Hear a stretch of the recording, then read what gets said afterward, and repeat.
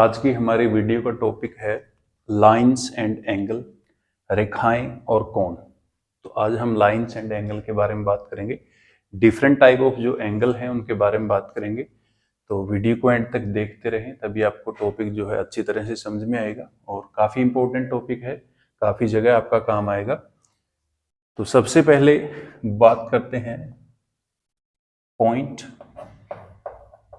इसे हम point, decimal या डॉट बोल सकते हैं। तो पॉइंट की प्रॉपर्टी क्या है? पॉइंट जो है ना पॉइंट की लेंथ है, ना पॉइंट की ब्रेड्थ है और ना ही पॉइंट की जो है थिकनेस है। तो ये एक निग्लिजिबल डिमेंशन का जो थिंग बोलो इसको, ये नेग्लिजिबल डिमेंशन है इसकी। उसके बाद नेक्स्ट है, अगर मैं दो पॉइंट्स को कनेक्ट कर दूं, एक ए पॉइंट है और एक बी पॉइंट है, तो दोनों पॉइंट्स मिलके ए और बी जो पॉइंट है, तो इसको हम क्या बोलेंगे? ना तो मैं इसको बी से आगे इनलार्ज कर सकता हूँ, ना इसको ए से आगे इनलार्ज कर सकता हूँ। तो इसको हम बोलते हैं लाइन सेगमेंट, रेखाखंड जिसे हम बोलते हैं लाइन सेगमेंट। उसके बाद नेक्स्ट जो है, अगर मैं दो पॉइंट को मीट करवाऊं, उसके बाद इसको ए पॉइंट लिख लूं, मैं इसको बी पॉइंट, यहाँ पे मैं बी को इस साइड जितना मर्जी एक्सटेंड कर सकता हूँ, इस साइड में ए को एक्सटेंड कर सकता हूँ। तो ये जो पॉइंट है इसको हम बोलते हैं लाइन। तो ये है हमारी लाइन, रेखा हम जिसे बोलते हैं। उसके बाद नेक्स्ट है, अगर दो पॉइंट को हम आपस में मीट करवाएं और इसमें हम सिर्फ एक ही डायरेक्शन में इसको इनलार्ज या एक्सटेंड कर सकते हैं, तो इसको हम बोलते हैं रे, किरण जिसे हम बोलते हैं। तो ये है हमारी रे। क्लियर? उसके बाद नेक्स्ट है, अब बात करेंगे डिफरेंट टाइप ऑफ जो लाइंस हैं उनकी बात करेंगे। तो सबसे पहले देखो, मेरे पास ये दो लाइनें हैं, ये पी लाइन है और ये है क्यू लाइन। यहाँ पे मैं एरो हेड बना देता हूं। अब ये दोनों लाइंस जो है इनको हम बोलते हैं पैरेलल लाइंस, समानांतर रेखाएं,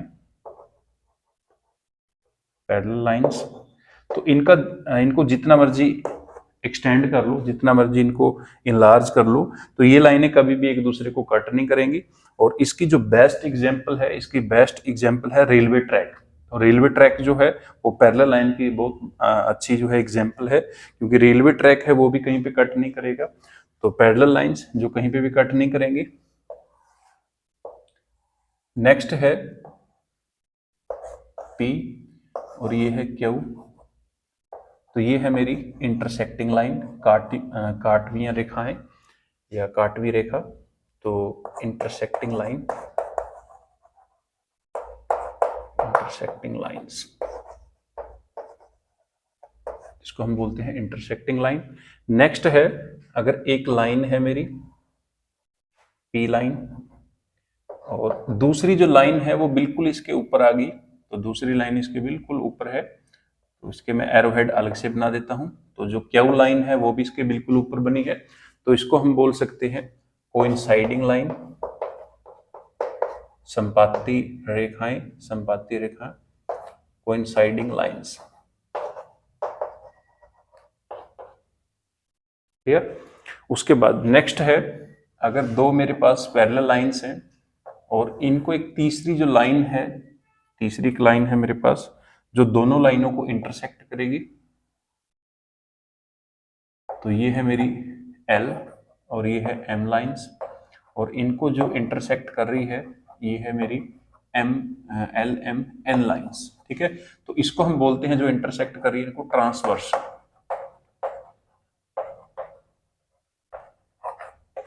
तो ये जो लाइन है एन लाइन, तो एन लाइन को हम क्या बोलते हैं? ट्रांसवर्सल। एम और एल है पैरेलल लाइंस और इनको जो लाइन कट कर रही है उसको हम बोलते हैं ट्रांसवर्सल। क्लियर? तो ये थी कुछ टाइप्स लाइन की। अब बात करते हैं एंगल्स, जो डिफरेंट टाइप्स ऑफ एंगल हैं। लाइन का जो कंसेप्ट है वो साथ साथ चलता रहेगा। सबसे पहले ये कुछ लाइनें थी जिनकी हमें नॉलेज होनी चाहिए, तो बेसिक डिफरेंस पता होना चाहिए। लाइन सेगमेंट जो है, लाइन सेगमेंट को हम यूज करते हैं कोई भी फिगर जो है ड्रॉ करने के लिए। जैसे मान लो मेरे पास है एक पॉइंट यहाँ पे है, एक पॉइंट यहाँ पे है और एक पॉइंट यहाँ पे है। मैं इस पॉइंट को इस पॉइंट से मीट करवा देता हूँ, इस पॉइंट को मैं इस पॉइंट से मीट करवा देता हूँ और इस पॉइंट को इस पॉइंट से मीट करवा देता हूँ। अब इनको हम इनलार्ज नहीं करेंगे, क्योंकि अगर हम इनको इनलार्ज कर देंगे तो हमारा जो फिगर है वो फिक्स नहीं रहेगा, उसकी डायमेंशन जो है चेंज होती रहेंगी। तो यहाँ पे देखो ए बी सी, ये क्या बन गई हमारी ट्राइंगल बन गई, ठीक है। तो जो लाइन सेगमेंट है उसको हम यूज कर सकते हैं किसी भी फिगर को ड्रॉ करने के लिए, क्योंकि उसमें जो डायमेंशन होती है वो फिक्स है। जैसे मान लो ए और बी, तो ये जो डायमेंशन है ये फिक्स है। लाइन के केस में ये फिक्स नहीं होती है, इसको हम जितना मर्जी इनलार्ज कर सकते हैं, लेकिन लाइन सेगमेंट के केस में ये फिक्स होती है। और इसको हम डायमेंशन के लिए भी यूज करते हैं। जैसे मान लो इसकी डायमेंशन शो करनी है, तो यहाँ से मैं प्रोजेक्शन ले लेता हूँ, यहाँ से मैं प्रोजेक्शन ले लेता हूँ, तो यहाँ से ऐसे मैं बताऊंगा कि ये जो BC मेरी लाइन है, या BC जो लाइन सेगमेंट है, या जो यहाँ पे मैंने BC इसकी साइड ली है, तो उस साइड की डायमेंशन कितनी है, उसकी लेंथ कितनी है, वो 5 सेंटीमीटर है, 4 सेंटीमीटर है, कितना है, ठीक है। तो इसको हम 4 सेंटीमीटर लिख लेते हैं, 4 सेंटीमीटर। तो जो लाइन सेगमेंट है उसको हम डायमेंशन मेजर करने के लिए भी यूज कर सकते हैं। लाइंस जो है डिफरेंट टाइप ऑफ लाइन को रिप्रेजेंट करने के लिए हम यूज कर सकते हैं। नेक्स्ट हम बात करेंगे डिफरेंट टाइप ऑफ जो लाइंस है उनके साथ different types of angle form होंगे, तो उन एंगल्स की बात करेंगे। तो शुरू करते हैं सबसे पहले एंगल के साथ।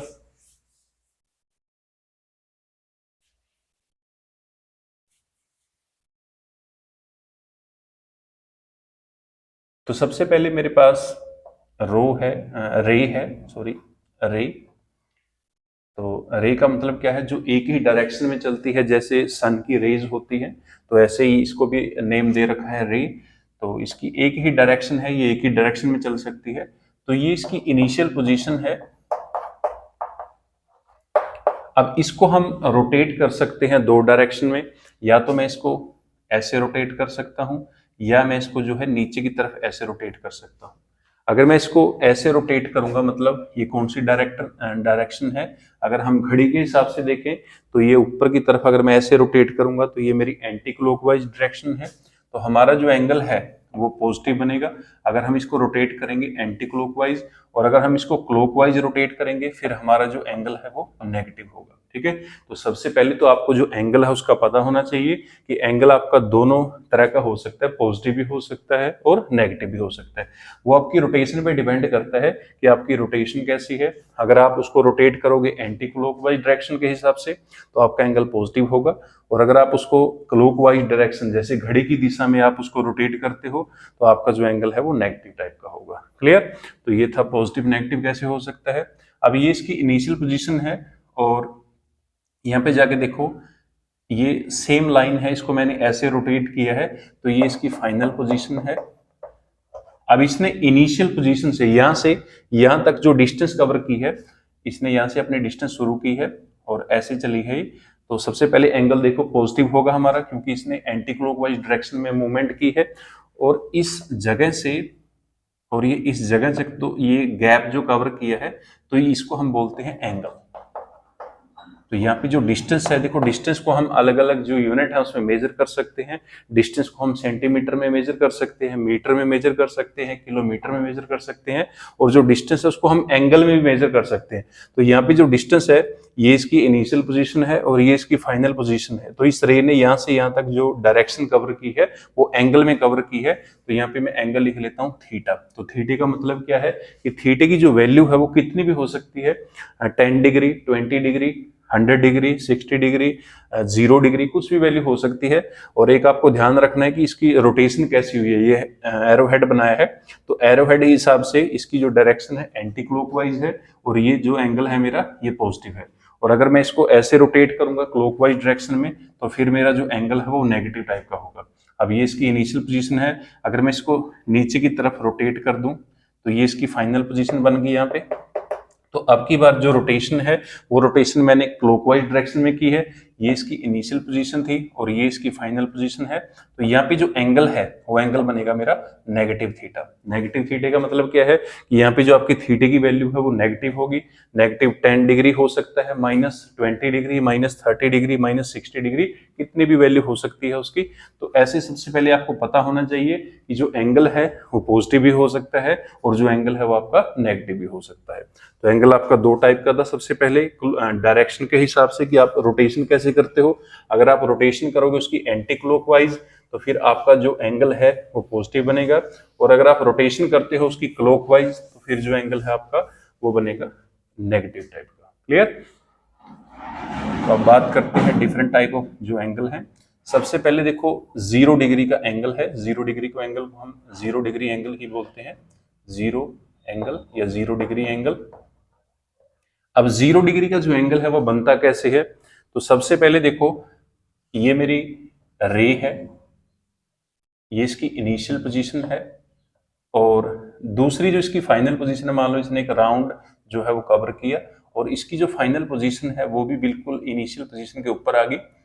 तो यहाँ पे कोइंसाइडिंग लाइंस हम बोल सकते हैं कि दोनों जो पोजीशन है वो एक दूसरे के ऊपर आ गई बिल्कुल। तो यहीं पे मेरी इनिशियल पोजीशन है और यहीं पे मेरी जो है फाइनल पोजीशन है। तो अगर हम देखें कि इनिशियल पोजीशन और फाइनल पोजीशन दोनों में गैप कितना है, जो पहले थी इसकी पोजीशन और जो रोटेट करने के बाद पोजीशन आई है, तो दोनों में गैप कितना है? तो दोनों में कोई गैप नहीं है, तो यहाँ पे जो एंगल है वो 0 डिग्री का बनेगा। तो जब आपकी लाइनें कोइंसाइड करती हैं तो कोइंसाइडिंग लाइंस के बीच में जो एंगल होता है वो 0 डिग्री का होगा। अगर आपकी एक लाइन दूसरी लाइन के ऊपर चढ़ती है, जैसे मान लो ये मेरी एक लाइन है कोई भी, और दूसरी जो लाइन है वो बिल्कुल इसके ऊपर आ गई ऐसे, तो अब इन दोनों लाइन में कोई गैप नहीं है, तो ये दोनों एक दूसरे के साथ कितने डिग्री का एंगल बनाएंगी? ये दोनों एक दूसरे के साथ 0 डिग्री का एंगल बनाएंगे। तो ऐसे हम जो है 0 डिग्री का एंगल बना सकते हैं। नेक्स्ट है, अगर आपके एंगल की जो वैल्यू है वो 0 डिग्री से 90 डिग्री के बीच में है, 0 डिग्री से ज्यादा है और 90 डिग्री से कम है, मतलब 1 डिग्री हो सकती है, 2 degree, 3 degree, 4 degree, 89 degree, 80 degree, तो इसको हम बोलते हैं एक्यूट एंगल, न्यून कोण जिसे हम बोलते हैं एक्यूट एंगल। और अगर आपका जो एंगल है वो बिल्कुल एग्जैक्ट 90 डिग्री का है तो इसको हम बोलते हैं राइट एंगल। तो ये है हमारा राइट एंगल। तो राइट एंगल जो है कैसे बनता है? सबसे पहले देखो, ये मेरी इनिशियल पोजीशन है और ये जो है मेरी फाइनल पोजीशन है, और यहाँ पे एक स्क्वायर फॉर्म का जो सिंबल है वो बनेगा। तो ये सिंबल जो है आपको दर्शाता है कि आपका जो एंगल है 90 डिग्री का बना हुआ है। तो 90 डिग्री के एंगल को हम बोलते हैं राइट एंगल। उसके बाद नेक्स्ट है, अगर आपका एंगल 90 से 180 तक है, 90 से बड़ा है, 180 से छोटा है, तो इसको हम बोलते हैं ऑब्ट्यूस एंगल। तो ये है मेरा ऑब्ट्यूस एंगल, अधिक कोण जिसे हम बोलते हैं। नेक्स्ट है, अगर मेरा एंगल जो है 180 डिग्री का है, 180 डिग्री का एंगल कैसे बनेगा? देखो, आपकी जो इनिशियल पोजीशन है ये है, ये आपकी है इनिशियल पोजीशन लाइंस की। उसके बाद जो फाइनल पोजीशन है वो बिल्कुल इसके अपोजिट है, तो ये है मेरी फाइनल पोजीशन। अब इनिशियल और फाइनल में जो गैप है, ये वाला गैप, और या फिर आप बोल सकते हो ये वाला गैप, तो ये दोनों जो है 180 का है, ऊपर भी 180 का एंगल बनेगा, नीचे भी जो है 180 का एंगल बनेगा। तो अगर इनिशियल और फाइनल पोजीशन बिल्कुल एक दूसरे के अपोजिट हैं तो वहां पे जो एंगल बनता है वो है 180 डिग्री का। तो इसको हम बोलते हैं स्ट्रेट एंगल। तो ये है मेरा स्ट्रेट एंगल।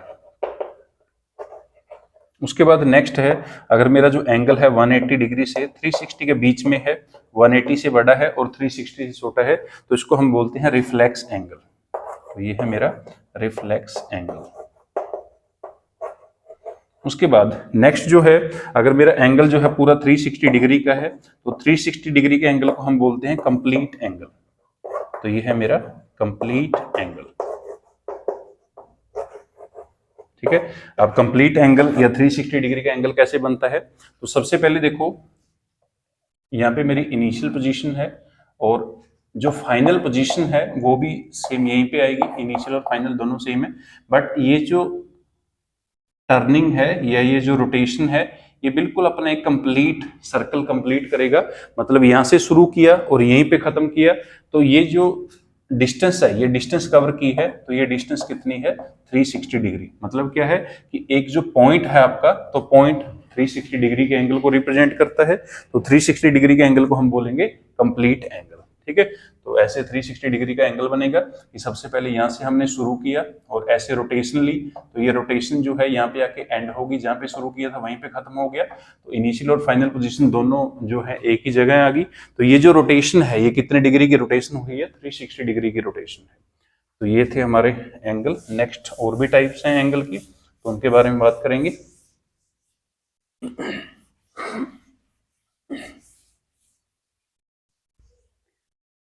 नेक्स्ट है, अगर आपका दो एंगल है, कोई भी दो एंगल ले लो, तो दो एंगल है और दोनों का जो सम है वो 90 डिग्री है, तो इनको हम बोलते हैं कंप्लीमेंट्री एंगल।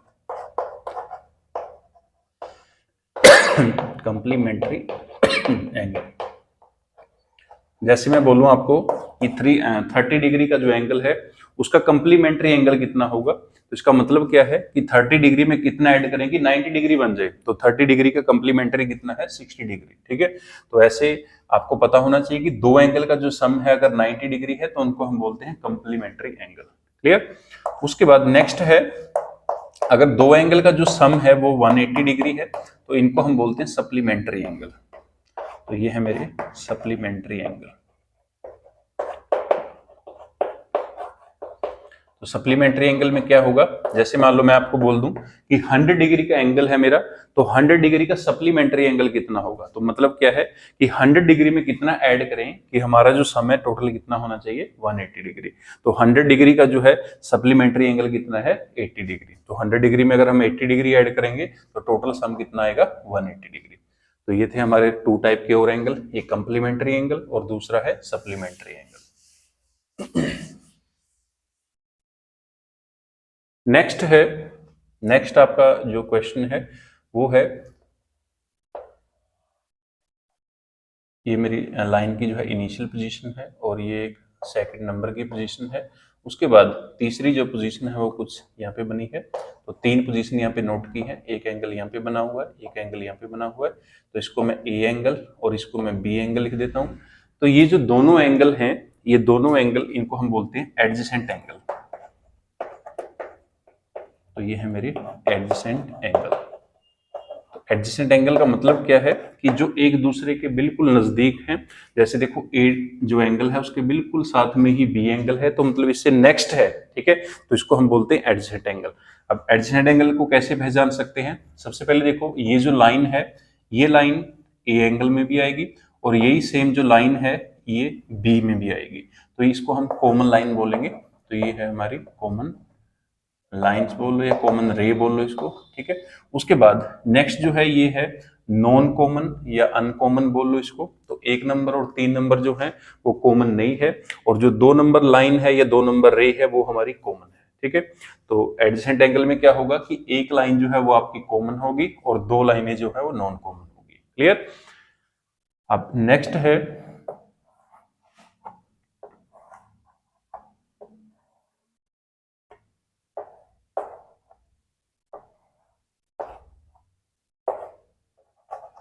अब यहाँ पे देखो, यहाँ पे ए और बी जो है ये दोनों एडजेसेंट एंगल हैं, क्योंकि देखो ये जो लाइन है ये कॉमन है और ये दोनों जो लाइन है ये नॉन कॉमन या अनकॉमन बोल लो कि ये दोनों लाइन कॉमन नहीं है। ठीक है, उसके बाद अब इन दोनों में डिफरेंस क्या है, इन दोनों में जो मेन अंतर क्या है, इसमें देखो जो नॉन कॉमन लाइन है वो एक दूसरे के बिल्कुल अपोजिट नहीं है, बट इसमें जो नॉन कॉमन लाइन है वो बिल्कुल एक दूसरे के अपोजिट है। मतलब अगर यहाँ पे इसकी पोजीशन है तो इसके बिल्कुल अपोजिट है तीसरी लाइन जो नॉन कॉमन है।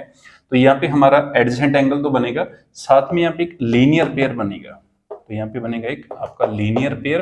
तो लीनियर पेयर का मतलब क्या है कि अगर हम A angle plus B angle दोनों को ऐड करेंगे तो दोनों का जो सम है वो आएगा टोटल 180 डिग्री। तो लीनियर पेयर का मतलब क्या होता है कि दोनों एंगल मिलके एक लाइन फॉर्म करेंगे, और लाइन का मतलब क्या है, लाइन का मतलब है एक स्ट्रेट लाइन, और जो एक स्ट्रेट लाइन होती है वो कितने की होती है 180 डिग्री की। तो इसलिए हम इसको बोलते हैं लीनियर पेयर। तो लीनियर पेयर का मतलब क्या है कि आपके जो एंगल हैं वो एडजेसेंट तो हैं, बट साथ में जो है उन दोनों का सम कितना है 180 डिग्री। अगर दोनों मिलके 180 डिग्री सम फॉर्म कर रहे हैं तो वहां पे हम बोलेंगे वो दोनों लीनियर पेयर हैं। ये आप देखो, ये यहाँ पे कॉमन लाइन है, तो ये है मेरी कॉमन लाइन, और बाकी जो लाइंस हैं दो लाइनें तो वो कॉमन नहीं है और वो एक दूसरे के बिल्कुल अपोजिट है, तो वहां पे आपका बनेगा लीनियर पेयर। क्लियर। नेक्स्ट है, हमने पहले भी बात की थी, तो ये है मेरी, या आप बोल लो इंटरसेक्टिंग लाइंस। ये है इंटरसेक्टिंग लाइंस। इंटरसेक्टिंग लाइंस, अब यहाँ पे देखो एक एंगल यहाँ पे फॉर्म हुआ है, एक एंगल यहाँ पे फॉर्म हुआ है, ऐसे ही एक एंगल यहाँ पे फॉर्म हुआ है, एक एंगल यहाँ पे फॉर्म हुआ है। तो 1, यहाँ पे मैं 2, यहाँ पे 3, यहाँ पे 4। तो इंटरसेक्टिंग लाइन जो है यहाँ पे एंगल बन रहे हैं, तो यहाँ पे 1 नंबर जो एंगल है वो इक्वल होगा 2 नंबर एंगल के, और जो 3 नंबर एंगल है वो इक्वल होगा 4 एंगल के, ठीक है। और इनको हम बोलते हैं वर्टिकली अपोजिट एंगल। तो ये कौन से एंगल हैं? ये हैं vertically opposite angle, vertically opposite angle. तो वर्टिकली अपोजिट एंगल्स कहाँ पे बनेंगे? जहाँ पे आपकी जो लाइन है वो इंटरसेक्टिंग टाइप्स की होंगी, क्लियर। तो वहाँ पे आपके एंगल होंगे वर्टिकली अपोजिट एंगल। और ये जो एंगल हैं, जैसे 1 नंबर और 2 नंबर वर्टिकली अपोजिट एंगल है और ये इक्वल भी हैं, ठीक है। तो 1 नंबर की जितनी वैल्यू होगी वही सेम वैल्यू होगी 2 नंबर की, ऐसे 3 नंबर की जो वैल्यू होगी वो होगी 4 नंबर की, ठीक है। तो इनकी वैल्यू भी इक्वल है और ये एंगल भी जो है इक्वल है। अब यहाँ पे देखो साथ में जो 1 और 4 है ये एडजेसेंट एंगल है, तो 1 और 4 एडजेसेंट है, 4 और 2 भी एडजेसेंट है, 2 एंड 3 एडजेसेंट है, 3 एंड 1 एडजेसेंट है, ठीक है। उसके बाद 1 और 4 जो है लीनियर पेयर भी बना रहे हैं। इसका मतलब क्या है कि 1 + 4 इज इक्वल टू 180 डिग्री। ऐसे ही जो 4 एंड 2 है ये भी लीनियर पेयर बनाएगा, तो 4 + 2 इज इक्वल टू 180 डिग्री। ऐसे ही जो है 2 एंड 3 ये भी लीनियर पेयर बनाएगा, तो 2 + 3 इज इक्वल टू 180 डिग्री। और ऐसे ही 3 और 1 को अगर हम देखें तो 3 + 1 का भी जो सम है वो कितना होगा? 180 डिग्री, ठीक है। तो यहाँ पे देखो कितने एंगल बने हैं। यहाँ पे वर्टिकली अपोजिट एंगल भी बना है, यहाँ पे एडजेसेंट एंगल भी बना है, और यहाँ पे जो है हमारा लीनियर पेयर भी बना है। और अगर हम सभी एंगल को सम ऐड कर दें तो 1 + 2 + 3 + 4, तो सभी को अगर ऐड करेंगे तो टोटल सम कितना होगा? 360 डिग्री, क्लियर। तो ऐसे हम जो है डिफरेंट टाइप ऑफ एंगल को अगर समझेंगे तभी हम जो है डिफरेंट टाइप ऑफ फिगर को या डिफरेंट टाइप ऑफ जो प्रॉब्लम है उनको समझ सकते हैं आसानी से। तो डिफरेंट टाइप ऑफ एंगल की हमें नॉलेज होगी तभी हम जो है क्वेश्चन को अच्छे तरीके से समझ सकते हैं और क्वेश्चन हमको बिल्कुल आसान लगेगा और वो अच्छी तरह से समझ आएगा, क्लियर। नेक्स्ट है, अब बात करते हैं। तो सबसे पहले मैं 2 पैरेलल लाइंस ले लेता हूं। तो ये है फर्स्ट लाइन और ये है मेरे पास सेकंड लाइन, दोनों एक दूसरे के पैरेलल हैं। ये एल लाइन लिख लो और इसको एम लाइन लिख लो। और एक तीसरी जो लाइन है, ये लाइन, इसको हम क्या बोलते हैं? इसको हम बोलते हैं ट्रांसवर्सल। तो ये दोनों को कट कर रही है, तो ये है मेरी ट्रांसवर्सल। तो अब यहाँ पे देखो कितने एंगल हमारे बनेंगे। तो सबसे पहले देखो एक एंगल यहाँ पे बना है, एक एंगल यहाँ पे बना हुआ है, एक एंगल यहाँ पे बना है, एक एंगल यहाँ पे बना है। 1 2 3 4, ऐसे यहाँ पे मैं एंगल बना देता हूँ। तो यहाँ पे है 4 के बाद 5 6 7 8, ठीक है। अब इन एंगल्स को समझते हैं, काफी एंगल बने हुए हैं यहाँ पे। सबसे पहले देखो 1 एंड 3, 1 एंड 3 कौन से एंगल हैं? तो 1 एंड 3 वर्टिकली अपोजिट एंगल है और दोनों इक्वल भी हैं। तो 1 angle is equal to 3 angle. ऐसे ही जो 2 एंगल है वो इक्वल है 4 एंगल के, ये भी वर्टिकली अपोजिट एंगल है। यहाँ पे देखें तो 5 एंगल इज इक्वल टू 7, ये भी वर्टिकली अपोजिट है। और 6 इज इक्वल टू 8, तो ये दोनों भी वर्टिकली अपोजिट एंगल है। तो ये सारे के सारे जो एंगल हैं ये है हमारे vertically opposite angle, vertically opposite angle, clear.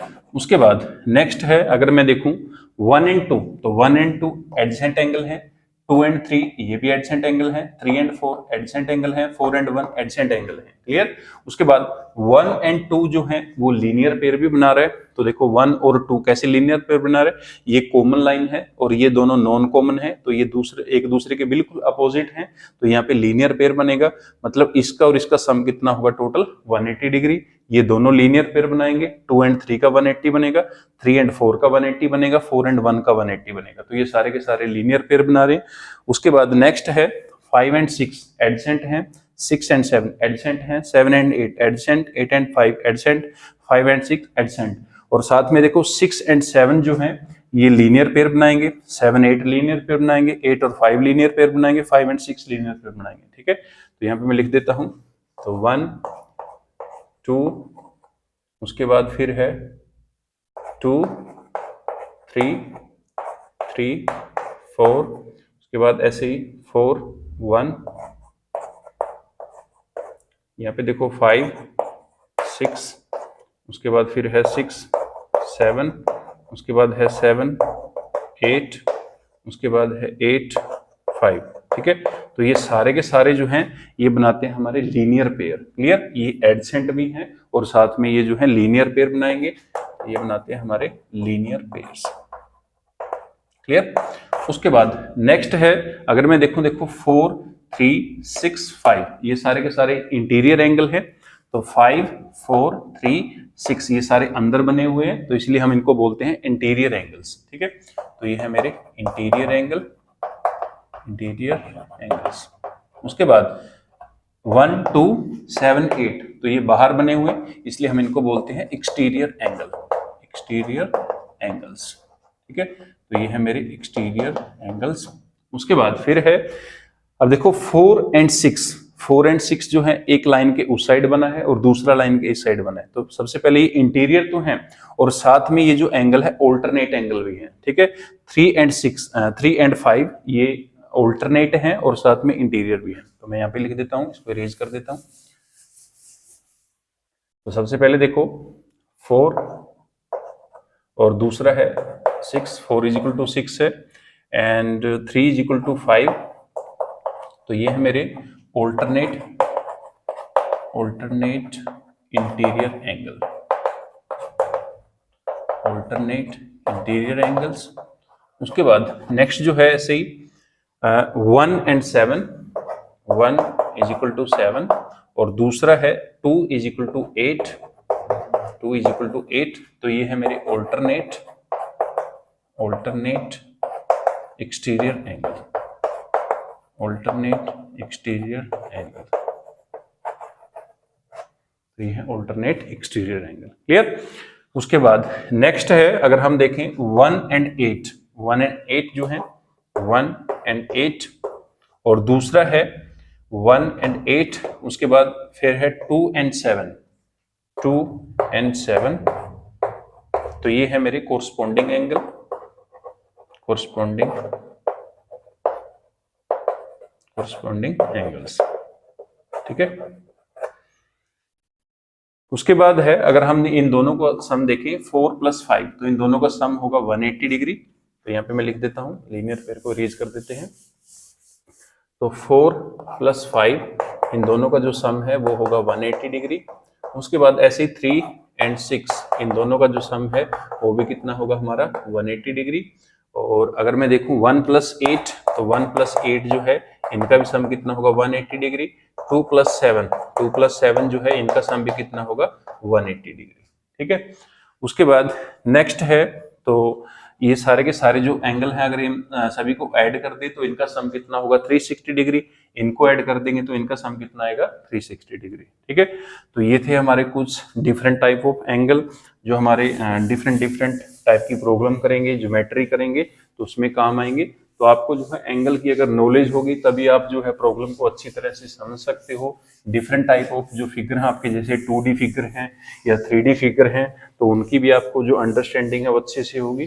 तो एंगल की जो नॉलेज है वो आपको होनी चाहिए, क्योंकि डिफरेंट टाइप ऑफ एंगल अगर आप पढ़ोगे या समझोगे तभी आपको जो है बाकी के जो टॉपिक हैं वो अच्छी तरह से क्लियर होंगे। तो देखिए एंगल और जो लाइंस हैं उनको पढ़ के देखिए, प्रॉब्लम को सोल्व करके देख लिए।